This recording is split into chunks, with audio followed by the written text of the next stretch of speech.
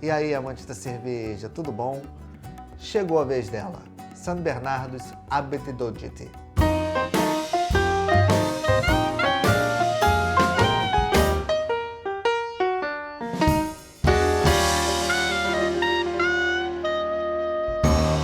E vamos com aquela que provavelmente é a cerveja mais esperada dessa série, a San Bernardos Abete-Dodite, ou ABT-12, como a gente costuma chamar aqui no Brasil. Ela é considerada um clone fidedigno daquela que é, por muitos, chamada de a melhor cerveja do mundo, a Westvleteren 12. Em 1992, com as mudanças nas regras da ordem trapista, os mosteiros tiveram que interromper as suas produções terceirizadas se quisessem se manter dentro da classificação de produção de cerveja trapista. Tanto que a Montecat, que é a cervejaria que originou a fábrica da San Bernardos, ela é, teoricamente, um mosteiro trapista, eles fazem parte da ordem da estrita observiência, mas, ao mesmo tempo, eles não levam o selo trapista nas suas cervejas, aquele selinho hexagonal escrito autêntico produto trapista, porque a cerveja não é produzida dentro do monastério. E essa é uma das regras que foi estabelecida. Dentre muitas outras exigências, uma das regras que é muito clara é que a cerveja tem que ser produzida pelos monges ou sob a supervisão dos monges dentro das paredes do monastério. Ela não pode ser produzida de uma forma terceirizada. Com isso, a Westvleteren, que desde 1946 produzia suas cervejas na fábrica da San Bernardos, em 1992, com o encerramento de um contrato de 30 anos, começou a produzir as cervejas dentro do próprio mosteiro. E com isso, a San Bernardos perdeu aquele que era o seu principal cliente, mas ficou de legado as 4 receitas que a San Bernardos produzia para a Westvleteren. E essas 4 receitas hoje fazem parte do portfólio da San Bernardos. A Extra 4, a Patersei, a Priorbate e a Abete-Dodite. Essa cerveja aqui, que é a mesma receita da tão amada, tão procurada Westvleteren 12, que, como eu já falei aqui, muitos consideram a melhor cerveja do mundo. Então hoje nós vamos ter a oportunidade de degustar uma cerveja que não é a Westvleteren 12, mas que é produzida a partir da mesma receita. E se pensarmos de uma forma mais ampla, essa cerveja um dia já foi a Westvleteren 12. Infelizmente não tem aqui nenhuma informação pertinente sobre essa cerveja. Ingredientes: água, malte de cevada, açúcar, lúpulo e levedura. O rótulo não contém nem mesmo o índice de amargor. É uma cerveja com 10% de graduação alcoólica. A San Bernardos Abete-Dodite é uma Belgian Strong Dark Ale, que também pode ser considerada uma quadruple. Eu tive a oportunidade de provar desse rótulo uma única vez, mas eu não provei a Westvleteren 12. Eu pretendo um dia, se for possível, trazer aqui para o canal a Westvleteren 12. Vai ser uma honra e um privilégio se algum dia eu conseguir trazer esse rótulo para cá. Mas caso isso não seja possível, vamos conhecê-la através de sua irmã siamesa, a San Bernardos Abete-Dodite. Então, sem maiores delongas, vamos para o copo.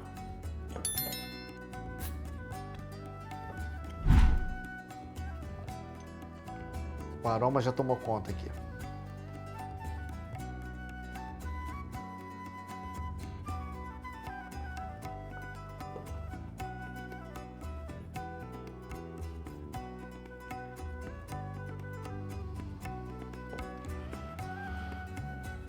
Eu estou fazendo o serviço a partir de uma garrafa de 330 ml em um cálice trapista de vidro. O rótulo azul traz a logomarca da San Bernardos Abete-Dodite e um monge segurando um cálice com uma cerveja escura, de cor marrom escura. A tampinha tem estampada a marca San Bernardos e o rótulo Abete-Dodite. Foi uma cerveja de formação de espuma mediana e vai se dissipar rápido. É uma cerveja de altíssimo teor alcoólico. É uma espuma bege, clarinha, muito bonita, cremosa. O aroma aqui tá intenso. Essa cerveja, contra a luz, ela é de um marrom bem escuro. Eu não consigo nem ver o perlage. Fora da luz, ela é um marrom extremamente escuro, quase preto. Mas contra a luz, ela é de um marrom bem escuro. A espuma já está baixando, mas ainda tem uma boa capa por cima. Um pouco de aroma de álcool, não muito, mas um pouco. Esterificação frutada aqui da levedura, que remete um pouco de banana. Banana passa também, banana e banana passa. Frutas passas de um modo geral. Uvas escuras. Um pouco de conhaque. Nossa, quanta complexidade numa única cerveja. Impressionante isso.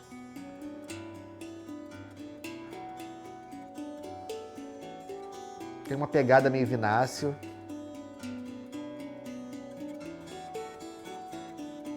Muitas frutas passas.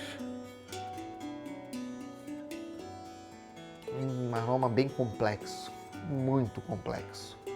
A espuma basicamente se dissipou toda aqui. Saúde.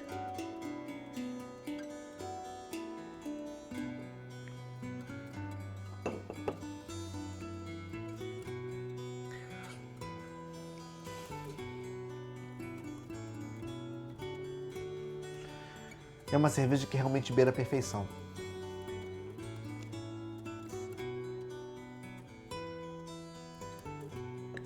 Uma cerveja bem carbonatada, de corpo médio, final seco, com álcool muito bem inserido. O álcool está um pouco perceptível no aroma, mas no sabor não está assim. Ela não tem nenhum residual de amargor no sabor, mas é super equilibrada. Ela tem um dulçor nem um pouco enjoativo, nem um pouco exagerado. Tudo nela é muito precisamente equilibrado.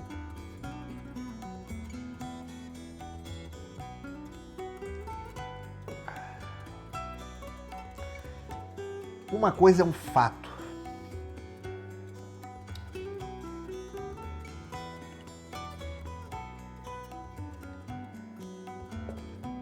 Essas notas de muitas uvas aqui, complexidade de uvas, de frutas escuras, maduras, ameixa, algumas uvas mais escuras, algo como uma Pinot Noir, uma Merlot, um toque sutilmente avinagrado, mas não de a cerveja estar avinagrada, mas de uma complexidade de acidez aqui que remete a esse avinagrado. Mas não é aquele avinagrado da cerveja que já passou do ponto e que está virando vinagre, não é isso. É algo mais como se fosse um resultado da fermentação. É como se tivesse algum tipo de levedura que caminhasse para essa acidez um pouco mais acentuada. Ela tem essa característica, essa pegada muito belga, né? Essas leveduras belgas trazem características muito próprias, né? Esse frutado esterificado muito intenso, esse sabor mais acidificado, muita banana passa, ameixa seca, uva passa, frutas passas de um modo geral, um figo seco. Ela tem toda essa complexidade aqui tudo junto. Ela tem realmente uma nota que remete a um conhaque.